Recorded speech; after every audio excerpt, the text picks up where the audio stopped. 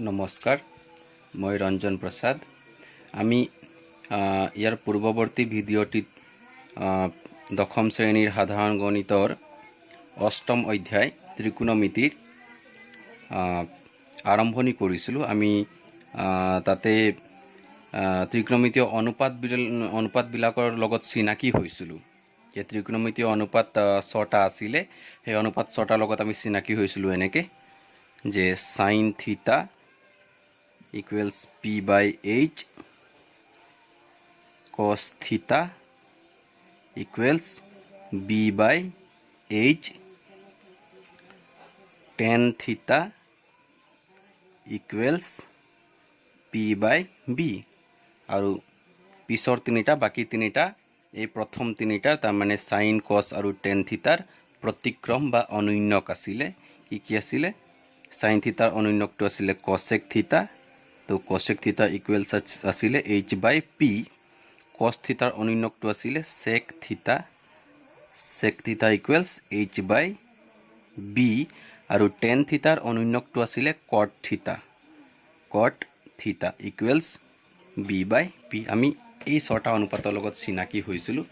p b h মানে লম্ব ভূমি আৰু উন্নত লম্ব ভূমি আৰু কৰ্ণ বা অতিভুজ সেই বিষয়ে আমি আলোচনা কৰিছিলো। তাত যে এটা সমকোণী ত্ৰিভুজত এনেকুৱা আছিল যে যদি ত্ৰিভুজ এ বি সি তো ত্ৰিভুজ এ বি সিৰ সমকোণ বি যিকোনো এটা কোণ ধৰিলো আমি এই কোণটো যদি থিতা লওঁ তো এই থিতা কোণটোৰ সাপেক্ষে আমি পি বি আৰু এইচ ইয়াতে চিনাক্তকৰণ কৰিছিলো। কেনেকৈ কৰিছিলো যে সমকোণৰ বিপৰীত বাহুটোক আমি এইচ বুলি কৈছিলো অতিভুজ বা কৰ্ণ, থিতা কোণৰ বিপৰীত বাহুটোক আমি লম্ব বুলি কৈছিলো পি আৰু থাকি যোৱা তৃতীয় বাহুডালক আমি বেছ ভূমি বি বুলি কৈছিলো। ঠিক আছে। আচ্ছা, এতিয়া আমি ইয়াৰ পিছত প্ৰথমতে মই দুটামান মনত ৰাখিবলগীয়া মানে খুব জৰুৰী কথা মই ক'ব খুজিছোঁ যিবোৰ সাধাৰণতে ভুল হয়। তো প্ৰথমতে মই ক'ব খুজিছোঁ যে আমি যে এই sine theta cos theta tan theta এইবিলাক যে পাইছোঁ এইবোৰ হৈছে এটা এটা অনুপাত। তো আমি কেতিয়াবা কি কৰোঁ যে ভুলতে আমাৰ ধাৰণা হয় যে সাইন থিটাই সাইন আৰু থিটাৰ পূৰণফল বুজায়। তাৰমানে sine theta equals sine into থিটা। আমি এই ধাৰণাটো আমাৰ মনলৈ আহি যায় আৰু স্বাভাৱিক যিহেতু আমি পাই আহিছোঁ বীজগণিতত যে এক্স ৱাই মানে এক্স ইনটু ৱাই। তো যদি x Y equals x into Y তো তাৰ পৰা আমি মানে আমাৰ মনলৈ এইটো আহি যায় যে sine theta equals sine into থিটা। কিন্তু মনত ৰাখিবা সাইন থিটা বা cosec theta cos theta sec theta এইবিলাকে কেতিয়াও এই সাইন ইনটু থিটা বা কসেক ইনটু থিটা সেক ইনটু থিটা সেইবোৰ নুবুজায়। ঠিক আছে। তাৰ মানে sine theta is not equals sine into theta. Sine আৰু থিটাই একেলগতে এটা অনুপাত বুজাইছে ইকুৱেলছ টু 3/5 5/9 কিবা এটা হ'ব। কসেক আৰু থিটাই একেলগতে এটা অনুপাত বুজায় বোলে 9/2 বা 5/3 কিবা এটা হ'ব। কিন্তু কসেক আৰু থিটাৰ পূৰণফল কসেক থিটা নহয়। তো মই ইয়াতে এটা এক্সাম্পল দিব খুজিছোঁ যে তাৰমানে এইটো মনত ৰাখিবৰ কাৰণে ধৰি লোৱা যে আমি 37 যদি কওঁ 37 ইয়াতোতো এক্স ৱাই নিচিনাকৈ আছে। তো 37 কি 3/7 বুজায় নেকি? আমি সবেই জানো যে 37 3/7 নুবুজায় কাৰণ 3/7 কিমান হৈ যাব 21 হ'ব। 3 × 7 21। চ' 21 আৰু 37 কেতিয়াও ইকুৱেল হ'ব নোৱাৰে। তো 37 ইজ নট ইকুৱেল 3 × 7। তো যেনেকৈ 37 ইজ নট ইকুৱেল 3 × 7 3 আৰু 7 ইয়াত দুইটা লগ লাগি একেলগতে এটা সংখ্যা বুজাইছে। ঠিক তেনেকৈ ইয়াত সাইন আৰু থিটাই একেলগতে এটা অনুপাত বুজাইছে, সাইন ইনটু থিটা বুজোৱা নাই। ঠিক আছে। আচ্ছা, তাৰপিছতে আমি এক্স ইনটু এক্স যদি মানে দেখো আমি কি বুলি লিখিব পাৰোঁ এক্স স্কোয়াৰ লিখোঁ বা যদি 3বাৰ পূৰণ হয় এক্স কিউব, যদি 4বাৰ পূৰণ হয় x⁴ তেনেকৈ লিখোঁ। তো ঠিক তেনেকৈ আমি ইয়াত যদি ত্ৰিকোণমিতীয় অনুপাতবিলাক মানে একেটা অনুপাত বাৰে বাৰে যদি পূৰণ হৈ থকা দেখোঁ, ধৰি লোৱা সাইন থিটা পূৰণ সাইন থিটা যদি হৈ আছে, সাইন থিটা পূৰণ সাইন থিটা যদি হৈ আছে তেতিয়াহ'লে আমি কি বুলি লিখিব পাৰিম সাইন থিটা হোল স্কোয়াৰ লিখিব পাৰিম। ঠিক আছে। বা তিনিটা হ'লে sine theta whole to the power 3, চাৰিটা হ'লে sine theta whole to the power মানে 4, পাঁচটা হ'লে হোল টু দি পাৱাৰ 5, তেনেকৈ সাইন থিতা বুলিও নহয়, যিয়ে থাকক কস থিতা যদি থাকে cos theta into cos theta whole to the power 2, তেনেকৈ হ'ব। আৰু তিনিটা থাকিলে cos theta whole to the power 3, তেনেকৈ। আৰু যিহেতু আমি ব্ৰেকেট দি স্কোৱাৰ লিখিবলৈ অলপ আমি আমনি পাব পাৰোঁ, তো সেইকাৰণে আমি ব্ৰেকেটটো নিদিয়াকৈ এনেকৈ লিখিব পাৰোঁ সহজকৈ, sine square theta, sine square theta, sine cube theta, sine to the power 4 theta. কিন্তু আমি এই সুবিধাটো পোৱাৰ লগে লগে কেতিয়াবা কি ভুল কৰি পেলাওঁ, যে কেতিয়াবা আমি এনেকৈ লিখি পেলাওঁ যে সাইন থিতা স্কোৱাৰ লিখি পেলাওঁ, যিটো নেকি নহয়। মনত ৰাখিবা, এইটো হ'ব কিন্তু এইটো নহ'ব, এইটো ভুল হয়। তো sine theta into sine theta equal sine theta whole square equal sine square theta, but it is not equals sine theta square. ঠিক আছে। আচ্ছা, এতিয়া আমি আহিছোঁ যে সাইন থিতা, কস থিতা, কসেক থিতা বা সেক থিতা, টেন থিতা, কট থিতা, এই ত্ৰিকোণমিতীয় অনুপাতবিলাক আমি যে সাইন, কস, টেন বা কসেক, সেক, কট পাইছোঁ, এইবোৰ হৈছে একোটা মানে শ্বৰ্ট ফৰ্ম বুলি ক'লে বুজি পোৱা নিশ্চয়। ধৰি লোৱা মানে আমি গ্ৰামাৰ কি তোমালোকৰ ডিক্সনেৰী যেতিয়া তোমালোকে কিবা এটা ৱৰ্ড চোৱা, তাতে ৱৰ্ডটোৰ পিছতেই মানে ব্ৰেকেটত দিয়া থাকে এন ডট বা তেনেকৈ, বা ক'ৰবাত ADJ ডট এনেকৈ দিয়া থাকে। তো এইবিলাকে কি বুজায়? এনে বুজায় নাউন, ADJ ডটে বুজায় এডজেক্টিভ। আমি জানো ADJ ডট মানে কি? এডজেক্টিভ। চ' ADJ ডট এইটো হৈছে এটা শ্বৰ্ট ফৰ্ম। ইয়াত এডজেক্টিভ সম্পূৰ্ণকৈ লিখা নাই, কিন্তু আমি বুজিছোঁ কি যে এডজেক্টিভ এইটো এটা শ্বৰ্ট ফৰ্ম। ইয়াৰ ফুল ফৰ্মটো আমি লিখিবলৈ গ'লে কি হ'ব? ADJECTIVE, adjective. তো ঠিক তেনেকৈ এইটো হৈছে এডজেক্টিভৰ শ্বৰ্ট ফৰ্ম। ঠিক তেনেকৈ সাইন, কস, টেন এইবিলাকো হৈছে একোটা শ্বৰ্ট ফৰ্ম। তাৰমানে ইহঁতৰ ফুল ফৰ্ম বেলেগ। তো সেই ফুল ফৰ্মবিলাকনো কি আমি জানি থওঁ। ফুল ফৰ্মছ অফ ট্ৰাইগোনমেট্ৰিকেল ৰেচিঅ'জ, ত্ৰিকোণমিতীয় অনুপাতবিলাকৰ মানে সম্পূৰ্ণ নাম, ফুল ফৰ্মছ। তো সাইন, SIN যিটো আমি লিখোঁ, ইয়াৰ ফুল ফৰ্মটো হৈছে সাইন বুলিয়ে পঢ়ে, তাত কেৱল এটা বেছিকৈ আছে, সাইন। তাৰপিছত কছৰ ফুল ফৰ্মটো হৈছে কচাইন, COSINE, কচাইন। তাৰপিছত আছে তোমাৰ টেনৰ ফুল ফৰ্মটো হৈছে টেনজেণ্ট, TANGENT, টেনজেণ্ট। তাৰপিছত আছে কছেকৰ ফুল ফৰ্মটো হৈছে কচিকেণ্ট, COSECANT, কচিকেণ্ট। তাৰপিছতে চেকৰ ফুল ফৰ্মটো হৈছে SECANT, সেকেণ্ড। আৰু কটৰ ফুল ফৰ্মটো হৈছে কটানজেণ্ট, COTANGENT, কটানজেণ্ট। ঠিক আছে। তো এতিয়া আমি এই যে সাইন থিতাৰ অনুন্যক কসেক থিতাৰ অনুন্যক সাইন থিতা পালোঁ, যে সেইবিলাক আমি ইয়াতে এটা লিষ্ট বনাম। যে সাইন থিতাৰ অনুন্যক কসেক থিতা সেইটো আমি কেনেকৈ লিখিম? আমি বীজগণিতত পাইছোঁ যে কিবা এটা ধৰি লোৱা চলক এটা কৈছোঁ এক্স, এক্সৰ অনুন্যকটো আমি কেনেকৈ লিখোঁ? 1/x, কাৰণ x ইনটু 1/x কি হয়? 1, x কাট খায়। তো সাইন থিতাৰ অনুন্যক আমি এইটো আৰ্হিত লিখিলে কি হ'ব? 1/sin থিতা, কাৰণ 1/sin থিতা বুলি ক'লে এই সাইন থিতাৰ লগত এই সাইন থিতাটো কাট খাব। ইয়াত মানে হৰত আছে, ইয়াত লবত আছে, সাইন থিতা কাট খাই ইকুৱেলছ 1 হ'ব। তো সাইন থিতাৰ অনুন্যক বা প্ৰতিক্ৰম 1/sin থিতা। আকৌ আমি পাই আহিছোঁ যে সাইন থিতাৰ অনুন্যক মানে কি? কসেক থিতা। তো তাৰ পৰা আমি কি লিখিব পাৰিম? যে 1/sin থিতা মানেও সাইন থিতাৰ অনুন্যক, আৰু কসেক থিতা মানেও সাইন থিতাৰ অনুন্যক। তাৰমানে 1/sin থিতা ইকুৱেলছ কসেক থিতা। আৰু উলোটাকে কসেক থিতাৰ অনুন্যক সাইন থিতা, তাৰমানে 1/cosec থিতা ইকুৱেলছ সাইন থিতা। তাৰপিছত কস থিতাৰ অনুন্নক 1/cos থিতা যেটো এটো কি হ'ব আমি পাই আহিছো cos থিতাৰ অনুন্নক sec থিতা ইকুৱেলছ sec থিতা তাৰ পিছত sec থিতাৰ অনুন্নক উল্টাকে মানে তাৰ মানে 1/sec থিতা 1/sec থিতা ইকুৱেলছ হ'ব cos থিতা ঠিক তেনেকে tan থিতাৰ অনুন্নক 1/tan থিতা ইকুৱেলছ কি হ'ব cot থিতা আৰু cot থিতাৰ অনুন্নক তাৰ মানে 1/cot theta equals to tan থিতা তো আমি এইবোৰ মনত ৰাখিব লাগিব আমি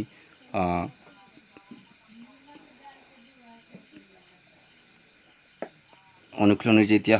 সমস্যাবোৰ সমাধান কৰিবলৈ যাম এইবোৰ আমি ব্যৱহাৰ কৰিব লাগিব ঠিক আছে তো আমি এই অনুন্নক বিলাকৰ কথা শিকিলো গম পালো তো ইয়াৰ পৰা আমি আৰু এটা কথা গম পাব পাৰো লগতে লিখি যাব পাৰো তো তাৰ মানে কি হ'ল যে sin থিতাৰ অনুন্নক cosec থিতা উল্টাকে cosec থিতাৰ অনুন্নক sin থিতা আমি ইয়াতে কি দেখিছো যে x ৰ অনুন্নক 1/x আৰু সেই x আৰু 1/x ৰ পূৰণফল কি 1 তাৰ মানে এটা যিকোনো এটা সংখ্যা আৰু তাৰ অনুন্নকৰ পূৰণফল কি হ'ব 1 হ'ব যিকোনো এটা সংখ্যা আৰু তাৰ অনুন্নকৰ পূৰণফল 1 হ'ব তো তাৰ পৰা আমি ইয়াতে লিখি যাব পাৰো যে sin থিতা আৰু cosec থিতাৰ পূৰণফলটো কি হ'ব 1 হ'ব কাৰণ sin থিতা আৰু cosec থিতা এটা আনটো কি অনুন্নক বা প্ৰতিক্ৰম ঠিক তেনেকৈ আমি ইয়াৰ পৰা কি পালো যে cos থিতা আৰু sec থিতা এটা আনটো অনুন্নক তো তাৰ পৰা আমি cos থিতা into sec থিতা ইকুৱেলছ 1 বুলি ক'ব পাৰিম আৰু হেখৰটোৰ পৰা আমি হেখৰ জোৰটোৰ পৰা আমি কি ক'ব পাৰিম যে tan থিতা into cot থিতা ইকুৱেলছ 1 ঠিক আছে আচ্ছা এইখিনিৰ পিছত এতিয়া তোমালোকে আৰু দুটা মনত ৰাখিবা যে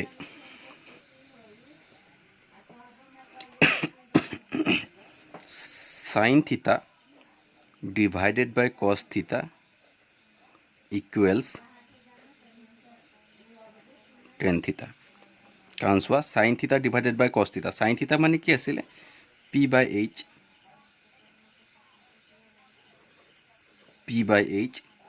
divided by cos theta cos theta equals কি আছিল b/h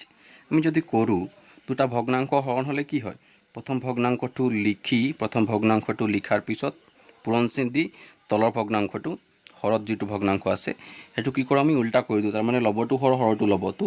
ইয়াতে হৰত h আছে তো h টো লব হৈ যাব আৰু b টো হৰ হৈ যাব উল্টা কৰি দিব লাগে তেতিয়া a to h কাট খাই কি হ'ব ইকুৱেলছ p/b হ'ব আৰু p/b মানে কি tan থিতা আমি জানো এখানে sin theta by cos theta equals tan theta sin theta by cos theta equals tan theta আৰু ইয়াৰ উল্টাটো যদি cos থিতা ওপৰত ৰাখো cos theta by sin theta equals হ'ব tan থিতাৰ উল্টা মানে প্ৰতিক্ৰম মানে কি cot theta so cot theta আমি এনেকৈ কৰি চাব পাৰো cos theta by sin theta equal cot theta এই দুটা মনত ৰাখিবা sin theta by cos theta equals tan theta আৰু cos theta by sin theta equals cot theta ঠিক আছে আচ্ছা ইয়াৰ পিছত আমি পাঁচটা বিশেষ কোণৰ কাৰণে এই ত্ৰিকোণমিতীয় অনুপাত বিলাকৰ মান কি কিনো হেবোৰ চাম পাঁচটা বিশেষ কোণৰ কাৰণে আমাক ত্ৰিকোণমিতীয় অনুপাত বিলাকৰ মানসমূহ দিয়া আছে আৰু সেই পাঁচটা বিশেষ কোণ হৈছে 0 ডিগ্ৰী 30 ডিগ্ৰী 45 ডিগ্ৰী 60 ডিগ্ৰী আৰু 90 ডিগ্ৰী আমি ৰেডিয়ানত লিখিলে 0 ডিগ্ৰী টু 0 হ'ব 30 ডিগ্ৰী টু π/6 পাই মানে পাই ইকুৱেলছ টু মনত ৰাখিবা পাই ৰেডিয়ান ইকুৱেলছ ৰেডিয়ানক যদি ডিগ্ৰীলৈ আমি কনভাৰ্ট কৰো পাই ৰেডিয়ান ইকুৱেলছ 180 ডিগ্ৰী 180 ডিগ্ৰী তো 180/6 হলে কি হ'ব 6 3 গুণ 18 30 ডিগ্ৰী 45 ডিগ্ৰী মানে π/4 180/4 ইকুৱেলছ 45 60 ডিগ্ৰী মানে π/3 180/3 = 60 আৰু 90 ডিগ্ৰী মানে π/2 180/2 = 90 এতিয়া এই পাঁচটা কোণৰ কাৰণে আমি সাইন কস টেন কসেক সেক আৰু কটৰ মানসমূহ পাইছো কি পাইছো চাই যাওঁ আমি আৰু কেনেকৈ মনত ৰাখিম হেতু চাম আমি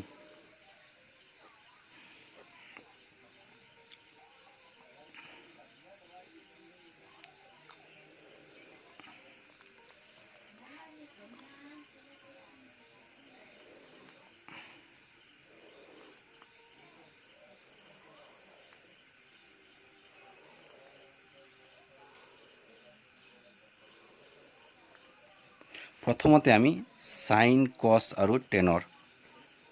সাইন কস আৰু টেন আমি যদি আমি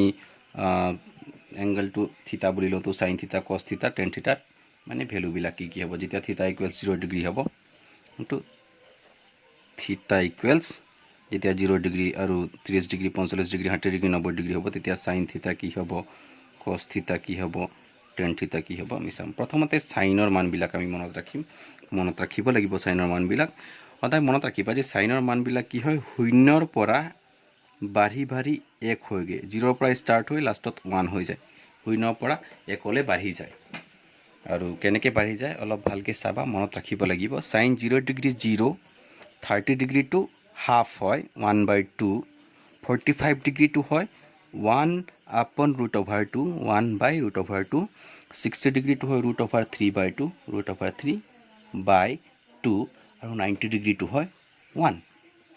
মনত ৰাখিবা এই সাইনৰ মানবিলাক sine 0 degree 0 30 degree 1/2 45 degree 1/√2 60 degree √3/2 90 degree 1 ঠিক আছে আমি যদি এটো মনত ৰাখো যে শূন্যৰ পৰা 1 লৈ বাঢ়ি যায় তো এই দুটা মনত থাকিয়ে যাব ঠিক আছে বাকি এই তিনটা মনত ৰাখিবা 30 ডিগ্ৰী 1/2 45 ডিগ্ৰী 1/√2 60 ডিগ্ৰী √3/2 আচ্ছা তাৰ পিছত cos থিতাৰ কাৰণে যদি আমি sin থিতাৰ ভ্যালুখিনি মনত ৰাখিব পাৰো cos থিতাৰ কাৰণে আমি এক্সট্ৰাকে আকৌ মনত ৰাখিব না লাগে কি কৰিবা সোৱা এই ভ্যালুবিলাক মানে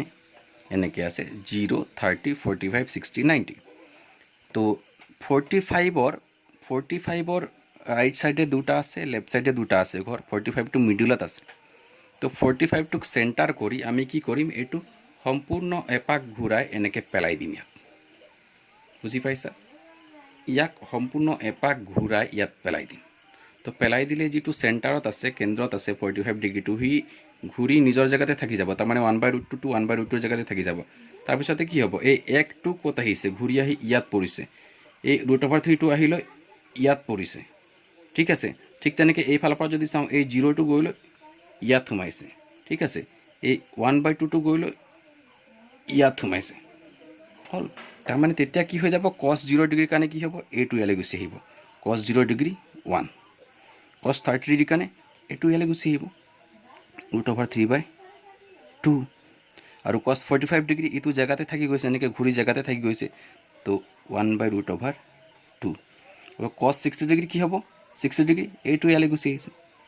1/2 আৰু cos 90 ডিগ্ৰী a2 ইয়ালে গুছি আহিছে 0 বাস তো সাইনৰখিনি মনত ৰাখিলে আমি কসৰখিনি উলিয়াই ল'ব পাৰিম ঠিক আছে ৰিলেচনটো মনত ৰাখিলে হৈ যাব যে sin 0 ডিগ্ৰী আৰু cos 90 ডিগ্ৰী সমান sin 30 ডিগ্ৰী cos 60 ডিগ্ৰী সমান sin 45 cos 45 সমান sin 60 cos 30 সমান sin 90 cos 0 ডিগ্ৰী সমান বাস ঠিক আছে তাৰ পিছত tan থিতা থিতাৰ কাৰণে আমি এই যে ওপৰত পাইছো tan থিতা মানে কি sin theta divided by cos থিতা সাইনক cosৰে হৰণ কৰিলে tan পায় তো ইয়াত আমি কৰি গলে হৈ যাব সাইনৰ ভ্যালুবিলাক যিবিলাক পাইছো হেবিলাকক cosৰ ভ্যালুবিলাকৰে হৰণ কৰি গৈ থাকিলে আমি tanৰ ভ্যালুবিলাক পাই গৈ থাকিম তো tan 0 ডিগ্ৰী কাৰণে কি কৰিম sin 0 degree divided by cos 0 degree sin 0 degree কিমান 0 cos 0 ডিগ্ৰী 1 তো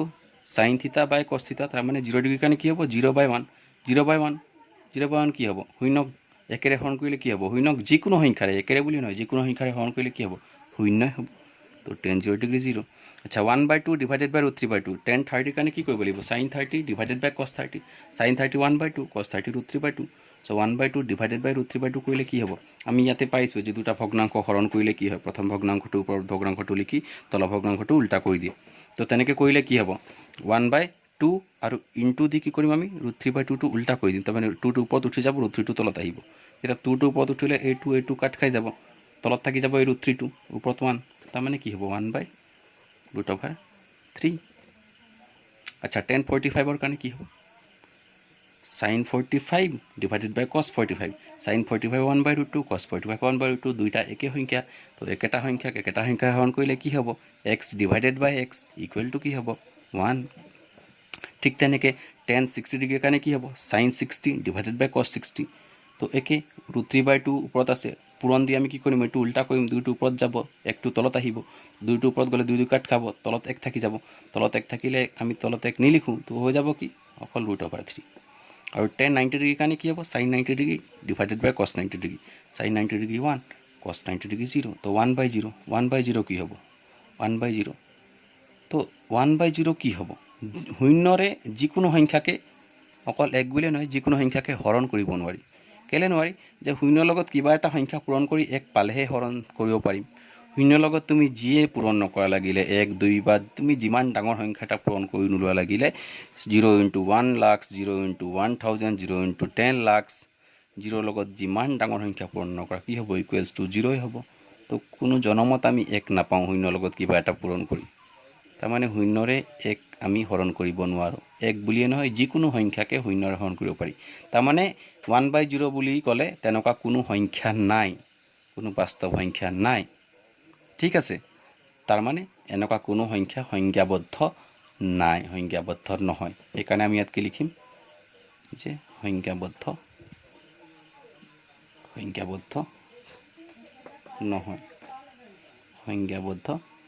নহয় বা আমি এটা চিহ্নৰেও প্ৰকাশ কৰোঁ যে সেই চিহ্নটো হৈছে এইটো অসীম বুলি কয় ইনফিনিটি সেই চিহ্নটোৰে আমি প্ৰকাশ কৰোঁ ঠিক আছে আচ্ছা ঠিক আছে sin cos tan হ'ল আমি ইয়াৰ পিছৰ যি তিনিটা অনুপাত আছে cosec sec আৰু cot সেই অনুপাত তিনিটা মানবিলাক চাম cosec sec আৰু cot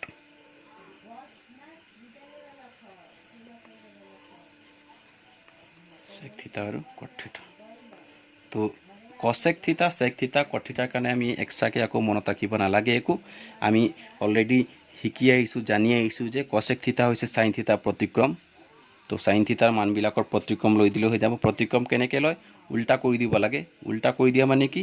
যে এনেকৈ যদি আছে এনেকৈ কৰি দিব লাগে তাৰমানে লব ডিভাইডেড বাই হৰ আছে তো আমি উল্টা কৰি দিম এই হৰটো কি হৈ যাব ওপৰলৈ গুচি যাব লবটো তললৈ গুচি আহিব সেইটোৱে প্ৰতিক্ৰম তো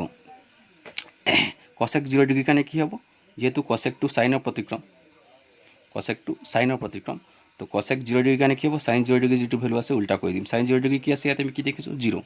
তো 0 মানে কি 0 মানে কি তলত কি আছে 0 একো নাথাকিলে 1 থকা বুলি ধৰি লওঁ 0/1 তো উল্টা কৰি দিলে কি হ'ব 1/0 আৰু 1/0 আমি অলৰেডি শিকি আহিছোঁ যে 1/0 কি শূন্যৰ যিকোনো সংখ্যা হৰণ কৰিব নোৱাৰি কাৰণে সংজ্ঞাবদ্ধ নহয় তো সেইকাৰণে কি হ'ব যে cosec 0 ডিগ্ৰী সংজ্ঞাবদ্ধ নহয় হ'ব সংজ্ঞাবদ্ধ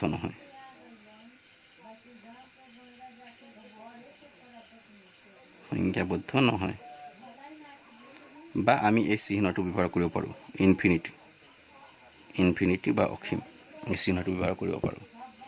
তাৰপিছত cosec 30 ডিগ্ৰীৰ কাৰণে sin 30 ডিগ্ৰী কিমান আছে 1/2 এইটো উল্টা কৰিলে কি হ'ব 2টোৰ ওপৰত যাব 1টো তলত আহিব তো তলত 1 থাকিলে তলত যদি 1 থাকে আমি নিলিখোঁ 2 তো cosec 30 ডিগ্ৰী কিমান 2 আচ্ছা cosec 45 ডিগ্ৰী sin 45 ডিগ্ৰী কিমান আছে এইটো উল্টা কৰি দিলে হৈ গ'ল 1/√2 টো উল্টা কৰিলে কি হ'ব √2/1 তলত 1 থাকিলে নিলিখোঁ √2 আচ্ছা cosec 60 ডিগ্ৰীৰ কাৰণে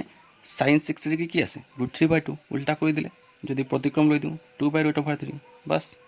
আচ্ছা cosec 90 ডিগ্ৰী sin 90 ডিগ্ৰী প্ৰতিক্ৰম sin 90 ডিগ্ৰী কিমান 1 মানে কি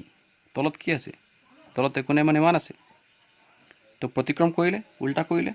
তলৰ একটো ওপৰত যাব ওপৰ একটো তলত আহিব তো 1/1 আলটিমেটলি কি হ'ব 1 হ'ব তো ইয়াত 1 হ'ব তো cosec 90 ডিগ্ৰী কিমান 1 হৈ গ'ল ঠিক তেনেকৈ sec থিটাৰ কাৰণে কি কৰিম cos থিটাৰ মানবিলাকৰ প্ৰতিক্ৰম লৈ দিম তো sec 0 ডিগ্ৰী কি হ'ব cos 0 ডিগ্ৰী 1 ৰ প্ৰতিক্ৰম কি 1 sec 30 ডিগ্ৰী কি cos 30 ডিগ্ৰী প্ৰতিক্ৰম cos 30 ডিগ্ৰী √3/2 কি প্ৰতিক্ৰম কি হ'ব 2/√3 ঠিক তেনেকৈ sec 45 degree cos 45 degree 1 by root 2 तो 1 by root 2 प्रतिक्रम होबो root 2 तो sec 45 degree root 2 sec 60 degree काने cos 60 degree some cos 60 degree 1 by 2 प्रतिक्रम 2 तो sec 60 degree 2 next sec 90 degree cos 90 degree 0 0 प्रतिक्रम কি আমি পাইছো 0 प्रतिक्रम সংখ্যাবদ্ধ নহয় তো এটু কি হ'ব সংখ্যাবদ্ধ নহয় সংখ্যাবদ্ধ নহয় বা আমি যেটো চিহ্ন পাইছো সেই চিহ্নটোৰ প্ৰকাশ কৰিব পাৰো ইনফিনিটি বা অসীম আৰু হেকৰটো হৈছে cot তো cot 0 ডিগ্ৰী আমি পাইছো কি কৰিম cot থিটা কি হয় অনুন্নক বা প্ৰতিক্ৰম হয় cot থিটা tan থিটাৰ প্ৰতিক্ৰম বা অনুন্নক হয় তো cot থিটাৰ ভ্যালু বিলাকৰ কাৰণে tan থিটাৰ ভ্যালু বিলাকৰ প্ৰতিক্ৰম লৈ দিলেই হৈ যাব তো cot 0 ডিগ্ৰী কাৰণে কি কৰিব লাগিব tan 0 ডিগ্ৰী কিমান আছে চাব লাগিব tan 0 ডিগ্ৰী কিমান 0 ইয়াৰ প্ৰতিক্ৰম কি হ'ব 0 প্ৰতিক্ৰম কি আমি পাইছো 0 প্ৰতিক্ৰম সংখ্যাবদ্ধ নহয় তো সংখ্যাবদ্ধ নহয় সংখ্যাবদ্ধ নহয় ঠিক আছে cot 30 ডিগ্ৰী tan 30 ডিগ্ৰী কিমান আছে 1 by root 3 তো 1 by root 3 প্ৰতিক্ৰম কি হ'ব root 3 by 1 তলত 1 নিলিখে root 3 cot 45 ডিগ্ৰী tan 45 কিমান 1 1 ৰ প্ৰতিক্ৰম কি হ'ব 1 ৰ প্ৰতিক্ৰম 1 এ হ'ব cot 60 ডিগ্ৰী tan 60 ডিগ্ৰী কিমান root 3 প্ৰতিক্ৰম কি হ'ব 1 by root 3 হ'ব cot 90 ডিগ্ৰী tan 90 কিমান সংখ্যাবদ্ধ নহয় তো সংখ্যাবদ্ধ নহয় প্ৰতিক্ৰম কি হ'ব আচ্ছা শূন্য প্ৰতিক্ৰম সংখ্যাবদ্ধ নহয় তো সংখ্যাবদ্ধ নহয় প্ৰতিক্ৰম কি হ'ব শূন্য হ'ব x ৰ প্ৰতিক্ৰম যদি 1 by x হয় 1 by x ৰ প্ৰতিক্ৰম x হয় তো আমি পাইছো শূন্য প্ৰতিক্ৰম সংখ্যাবদ্ধ নহয় তো সংখ্যাবদ্ধ নহয় প্ৰতিক্ৰম কি হ'ব শূন্য হ'ব সেইকাৰণে এটো শূন্য ঠিক আছে তো আমি এনেকে 0 ডিগ্ৰী 30 ডিগ্ৰী 45 ডিগ্ৰী 60 ডিগ্ৰী আৰু 90 ডিগ্ৰী কাৰণে sin cos tan cos x sec আৰু cot এই ত্ৰিকোণমিতি অনুপাত বিলাকৰ মানসমূহ মনত ৰাখিব পাৰো মুঠতে আমি সাইনৰ মানবিলাক যদি মনত ৰাখিব পাৰো তাৰ পৰা বাকি গুটেইখিনি আমি উলিয়াই ল'ব পাৰো ঠিক আছে তো আজিৰ ভিডিওটোত ইমানেই আমি ইয়াৰ পিছৰ টপিক বিলাক পৰৱৰ্তী ভিডিওত আমি আলোচনা কৰিম আশা ৰাখিছো তোমালোকে ভিডিওটো চাই উপকৃত হবা বুলি ধন্যবাদ